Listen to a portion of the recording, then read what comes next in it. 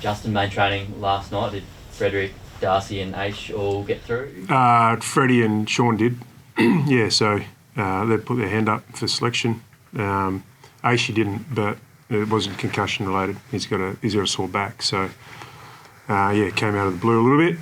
Something he's had before, but yeah, we weren't expecting it to happen, obviously, and it's going to cost him this week. Do you have any time frame on Aish? Is it going to be multiple? I don't. No, I don't have any time frames.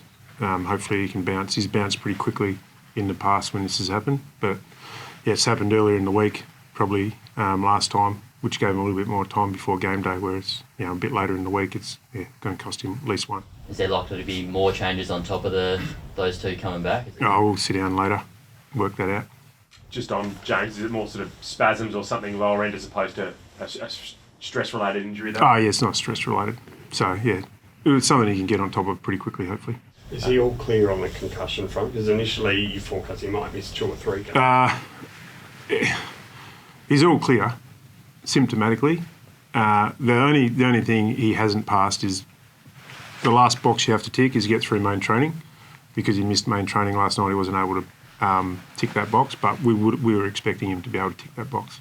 So hopefully that makes sense.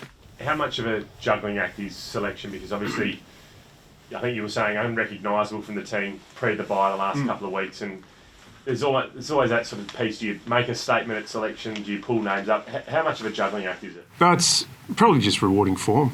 Like, we've had some guys that have dropped away in their form since the bye, and a couple of weeks in a row we've had some players down. We've got some players coming in. We need to reward some form. So. It's not going to be wholesale, but we need to improve on last week, and part of that selection, part of that's backing guys in to turn their form around. Preparation-wise, you were talking about mindset and things not being great last week. What have you done this week to implement changes? I've reinforced what we stand for as a team, and reinforced what as coaches what we recognise in roles, and that's the main thing. Mindset change. Yeah, we need to make sure we get back to playing. Team footy, connected brand, built on defence and contest, which wasn't evident last week. When you talk about recognising roles, is that staying the path of the course on this is your job, do your job, play your role, as opposed to is there a chance maybe some were thinking need to do something else because we're getting exposed elsewhere? I think that's naturally what happens. Yeah, when you're not having impact in your own role, you drift outside of it, maybe chasing the footy. And then sometimes when you think other roles aren't going as well, you try and compensate and help out too much. I think sometimes when you value the wrong things in your game, you can when things aren't working for you, you can go insular. And that's definitely what we did last week. Went insular.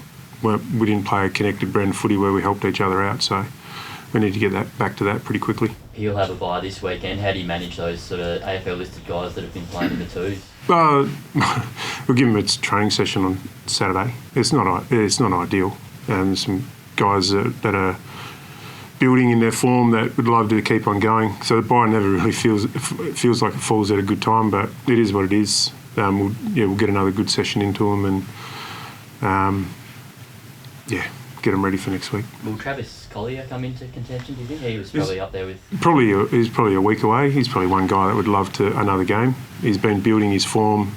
Probably was. It was a really good game on the weekend, but probably wasn't as consistent first half v second half.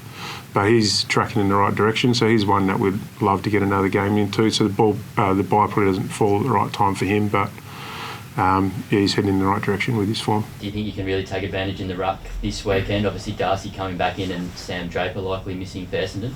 I don't know about take advantage. I think our team balances up a lot better with Sean in the team. Allows Jacko to play the role he was playing before Sean got injured. And Sean was in really good form. All year pretty much up until he got injured. So hopefully he can come back into the team and take off where he left and give us an advantage. That's the aim. So Phillips is a really good ruck though. He's been in really good form. So you've got to have our hands full. In terms of makeup of the side, is he almost the most crucial to the wider piece? Allowing Luke to do his thing, helping Jai and Josh down there in the forward line as well? How things change, eh? Yeah. I think, he's clearly clearly up there with our most important players. And I don't sit there and rank the importance of our players, but we've definitely missed him. And you mentioned it, like the way he allows others to structure up, the way he allows others to play to their strengths, and the way it allows us to get a bit more proactive inside stoppage when he's getting his hands on it. So he's an important player. I've never shied away from the fact that that's the case. What have you made of Essendon? It sort of seems as though they've got their club, I guess, almost in order. New coach, new CEO, it seems as though they're up and about and playing a pretty decent brand of football as well. Yeah, they're playing a real good brand of footy, and all phases seem to be in really good order. So, we're going to have to be at our best.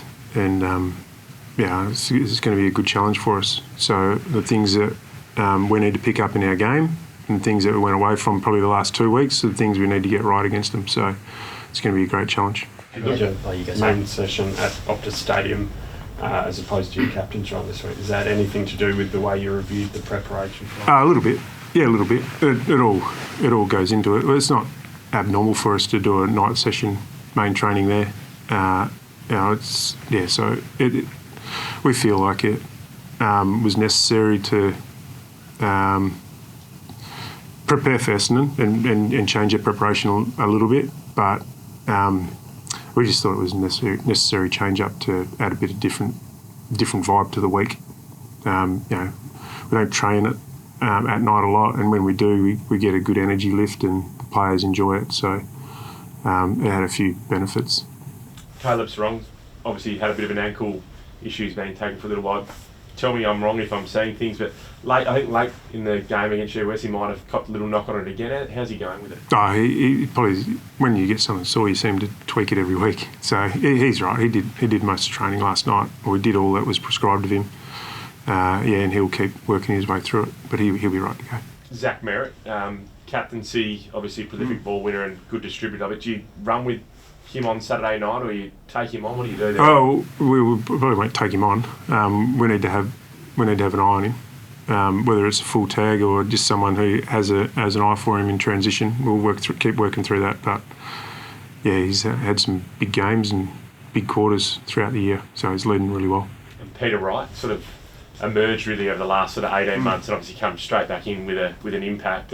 Who do you send to him, and how do you stop him? Well, Pierce and Coxie usually take the deepest, so that won't change. One of those two will go to him, and we need to make sure we stop the supply up the field, and need to make sure we support whoever's on Peter, because he bounced back pretty well into the team against Carlton, so he's an important player for him. In terms of how crucial this game is for the overall part of where you sit in the season? It's just crucial that we get back to playing our best footy. And the rest will look after itself. We know our best is good enough, and we know last week was unacceptable, so we just need to bounce back. Has Matt Johnson bounced back from that corky at the weekend? Yep. No managed loads or anything like that? No, he's all good. Seb Kewick, performance like that in the waffle, is it hard to ignore, or has he got a fair bit of development to go? We're not ignoring it. No, it's he's come a long way with his footy, and but he's still got a long way to go. And sometimes we can be in a bit of a rush to play these guys, but he's got aspects of his game he needs to get up to AFL standard. But like I said, he's developing really nicely, and he's taking steps forward every week. So he's heading on the right track. His time will come. What did you make of Liam Henry's game at the weekend? Did you feel like that was a real step forward for him in a team that was pretty disappointing? Parts of, I don't think we had a player who played consistently across all 4 quarters and all modes of the game. So Liam was pretty similar in that boat. Thank you. Thanks everyone. Good on you guys. Thanks. Good stuff.